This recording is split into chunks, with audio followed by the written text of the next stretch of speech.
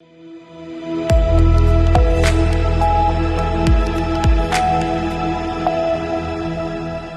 के बाद रुक करेंगे मध्य प्रदेश बुलेटिन की ओर, जिसमें बात होगी दतिया की, जहां दतिया में टेलीमेडिसिन परियोजना का हुआ शुभारंभ। ग्रामीण क्षेत्रों के लोगों को मिलेगा स्वास्थ्य लाभ।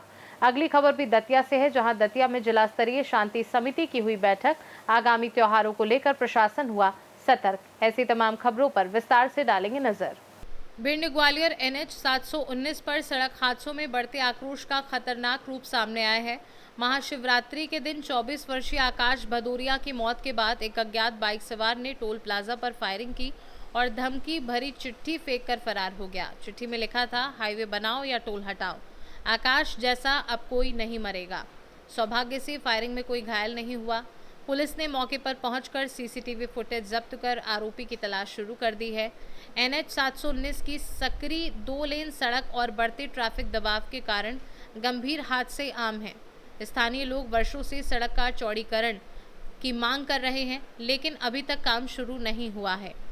हालिया फायरिंग और लगातार हादसों ने सड़क सुरक्षा और कानून व्यवस्था पर गंभीर सवाल खड़े कर दिए हैं। भिंड से सीनू संवाददाता विनोद शर्मा की रिपोर्ट। भगोरिया बाजार आदिवासियों के लिए एक ऐसा स्थान है जहां दूर दराज के गांव के लोग एक जगह इकट्ठा होते हैं। यहां वे अपनी पारंपरिक वेशभूषा, गहनों और संगीत का प्रदर्शन करते हैं। ये उनकी सामुदायिक एकता का प्रतीक है। परंपरागत रूप से भगोरिया को एक ऐसे अवसर के रूप में देखा जाता रहा है जहां युवक और युवतियां अपने लिए जीवन साथी चुनते थे। यदि कोई युवक किसी युवती को गुलाल लगाता है और बदले में युवती भी गुलाल लगा देती है तो इसे आपसी सहमति माना जाता था। आज के समय में ये परंपरा बदल गई है। अब ये एक बड़े मेले और सांस्कृतिक उत्सव का रूप ले चुका है, जहां प्रेम और विवाह के बजाय मनोरंजन और व्यापार प्रमुख हो गया है। होली के त्योहार के लिए आवश्यक सामानों की खरीदारी इसी बाजार से की जाती है। मिट्टी के बर्तन, कपड़े, गहने और मिठाइयों का यहाँ बड़ा कारोबार होता है। मेले में मांदल की थाप और लोक नृत्य मुख्य आकर्षण होते हैं। लोग टोलियाँ बनाकर नाचते गाते हैं, जो उनकी खुशहाली का उत्सव है। पूरा की क्या मान्यता है? ये आदिवासी का त्यौहार रहता है, भगोरिया चलता है। सब गांव के लोग आते हैं, मतलब आजू बाजू के सब गांव के लोग आते हैं, त्यौहार मनाते हैं और खुशियाँ मनाते हैं। कितने दिन तक ये मेला चलते रहता है? ये 8 दिन तक चलता है। तो यहाँ पर मतलब कि कहाँ से शुरुआत होती है? ये मतलब जिस दिन मतलब वो 8 दिन, होली से 8 दिन के पहले से चालू होता है, तो होली के एंड तक मतलब पंचमी तक चलता है। पंचमी। क्या नाम है आपका? मेरा नाम राज सिंह है। बुरहानपुर से सीनू संवाददाता अनिल महाजन की रिपोर्ट।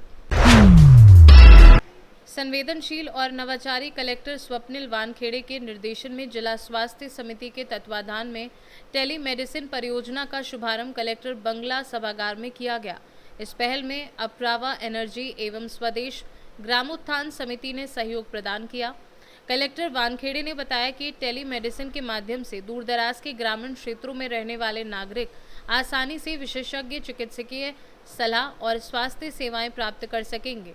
इसके तहत मरीजों को जिला मुख्यालय या बड़े अस्पतालों तक जाने की आवश्यकता कम होगी और वे अपने नज़दीकी स्वास्थ्य केंद्र पर ही ऑनलाइन परामर्श ले सकेंगे। कार्यक्रम में अप्रावा एनर्जी के वाइस प्रेसिडेंट सरदार ने परियोजना के उद्देश्यों और कार्यप्रणाली के बारे में जानकारी दी।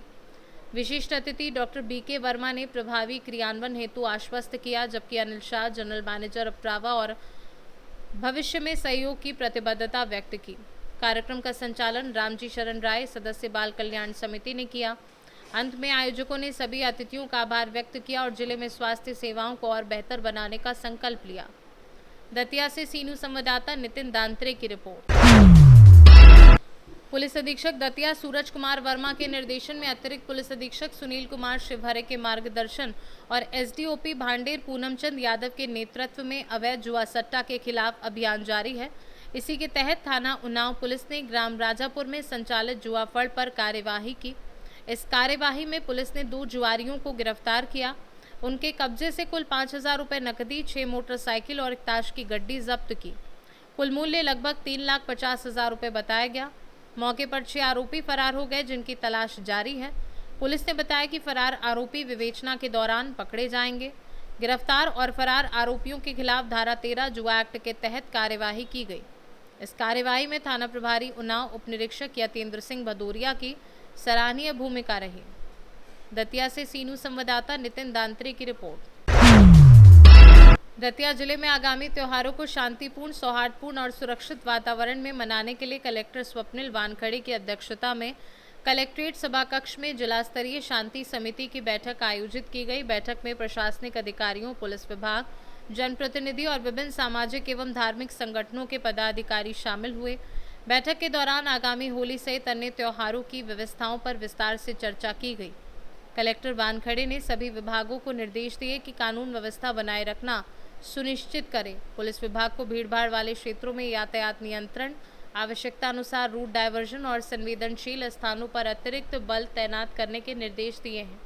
शांति समिति के सदस्यों ने प्रशासन को पूर्ण सहयोग का आश्वासन दिया और जिले में सौहार्दपूर्ण वातावरण बनाए रखने का संकल्प दोहराया। कलेक्टर वानखेड़े ने सभी को सुरक्षित और उल्लासपूर्ण त्योहार मनाने की शुभकामनाएं दी। दतिया से सी न्यूज़ संवाददाता नितिन दांत्रे की रिपोर्ट। मध्य प्रदेश बुलेटिन में फिलहाल के लिए इतना ही। बने रहिए सी न्यूज़ भारत के साथ। हर खबर आपके साथ, आपके हाथ।